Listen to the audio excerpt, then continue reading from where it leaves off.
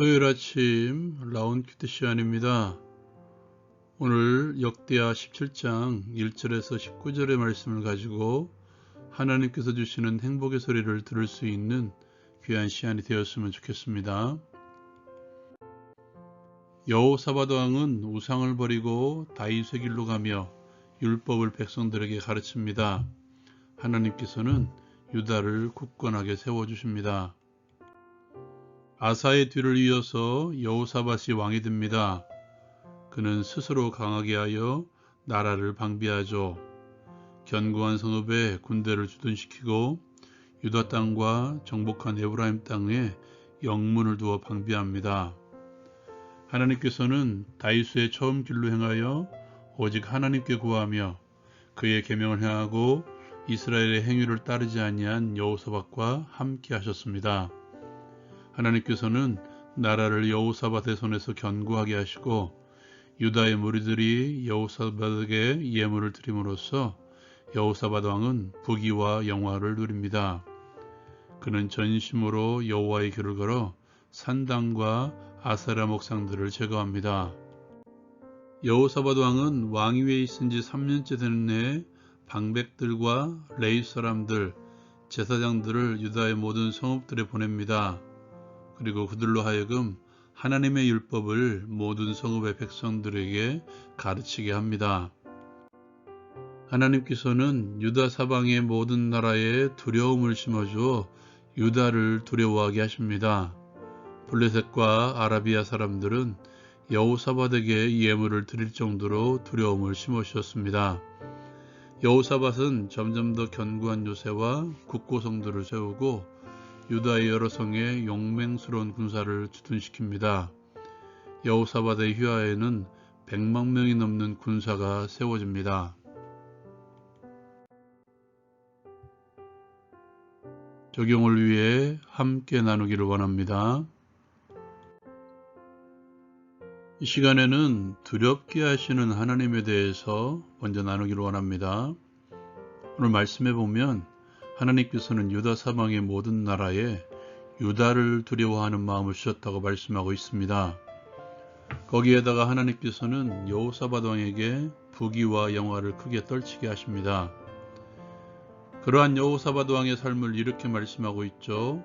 하나님께 구하며 그의 계명을 행하고 또한 자기뿐만 아니라 유다 성읍의 백성들에게 율법을 가르쳤다고 말씀하고 있습니다. 하나님께서는 하나님께 구하는 자들, 하나님의 계명을 지키는 자들, 또한 그 말씀으로 다른 이들을 가르치는 자들, 이런 자들과 함께 하셔서 사람들로 하여금 두려워하게 하십니다. 이것을 뒤집어 이야기하면 세상이 두려워하는 사람들은 하나님께만 구하는 자들, 또한 하나님의 계명에 순종하는 자들, 그리고 때를 얻든지 못 얻든지 말씀을 전파하며 가르치는 자들을 두려워한다는 것이죠. 부귀와 영화는 신앙의 삶을 살아가지 않아도 얻을 수 있는 것들입니다. 어쩌면 그리스도인들보다도 이 땅의 기준으로 살아가는 이들이 더 많은 부와 더 높은 영화를 누리고 살아갈 수 있죠. 그렇다면 부귀와 영화는 하나님만을 구하고 또한 하나님의 계명을 지키며 주의 말씀을 가르치는 삶을 구별하는 요소가 될 수 없다는 것이죠. 내가 정말 순종하고 있는가? 내가 정말 하나님만을 구하는 삶을 살아가고 있는가? 내가 제대로 주의 말씀을 가르치고 전파하고 있는가? 이것을 판가름할 수 있는 구별은 결국 두려움의 이야기입니다. 내가 제대로 된 길을 가고 있는가? 이것을 알고 있다면 사람들이 나를 대하는 태도를 보십시오. 나의 무엇을 두려워하고 있는 것을 분명하게 보십시오. 하나님만을 구하는 삶을 살아가기 위해서 자신에게 주어질 수 있는 부귀와 영화를 내려놓은 모세, 하나님께서는 결국 그를 두려워하는 인물로 만들어 두셨습니다. 진짜 두려워할 수 있는 사람은 뭔가를 얻기 위해서 다른 모든 것을 기꺼이 내려놓는 사람입니다. 그런 것들이 사람들이 보기에 너무도 좋은 것들이라면 그런 모든 좋은 것들을 기꺼이 내려놓는 사람들을 그들을 두려워하게 되어 있습니다. 믿음의 삶 또한 마찬가지인 것 같습니다. 믿음의 삶, 오늘 말씀에 있는 것처럼 모든 삶을 하나님께 구하며 하나님을 따르기 위해서 하나님의 계명을 지키며 모두가 좋아하는 것들을 내려놓는 용기를 가진 자들을 두려워하게 되었다는 것이죠. 믿음의 선진들이 그러한 사람들이었습니다. 특별히 바울이 그랬습니다. 자신의 모든 배경을 그리스도를 아는 지식을 얻기 위해서 다 내려놓았습니다. 어떻습니까? 세상이 가는 조롱거리의 삶을 살아가고 있습니까? 세상이 두려워하는 자들, 사람들이 감당하지 못하는 삶을 살아가고 있습니까? 그렇다면 그리스도를 얻기 위해서 모든 좋아하는 것들을 내려놓으십시오. 세상이 두려워하고 세상이 감당하지 못하는 삶을 살아가는 방법 가운데 그 하나가 오늘 소개되고 있습니다. 그것은 신앙의 멘토, 신앙의 이정표를 정하고 따라가는 것입니다. 오늘 말씀에 보면 여호사밧은 다윗의 처음 길로 행했다고 말씀하고 있죠. 신앙의 멘토, 신앙의 이정표, 사람이 절대 목표가 될 수는 없지만 그래도 그렇게 정해놓고 따라가다 보면 어느새 성장하여 다른 이들의 이정표가 되어 있는 나를 발견할 것입니다. 바울 사도가 이런 말씀을 하셨죠. 너희는 나를 본받는 자가 되라. 저에게도 삶의 이정표라기보다는 설교가의 이정표가 되는 분이 한 분 계십니다.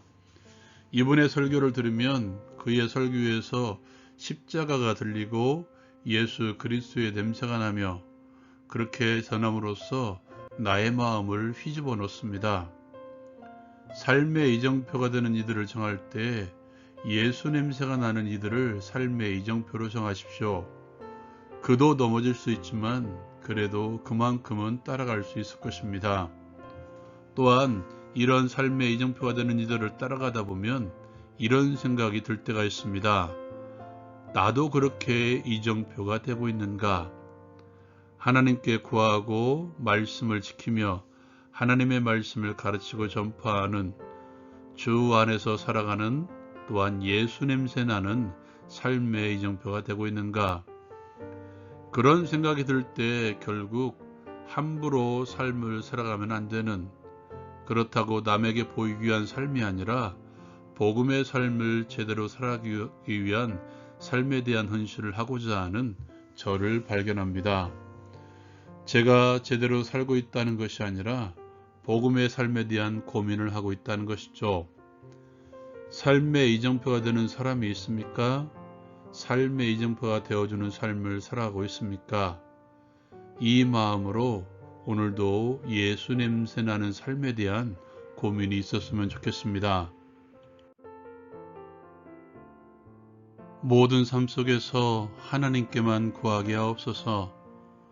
말씀에 붙들려 지키며 주의 말씀만을 입으로 삶으로 가르치는 자가 되게 하시사 삶의 이정표가 되는 삶을 살아가게 하옵소서. 예수님의 이름으로 기도합니다. 아멘. 그리스도를 아는 지식 때문에 내려놓은 것이 무엇입니까? 신앙의 용기를 가지십시오. 라운 큐티 마칩니다.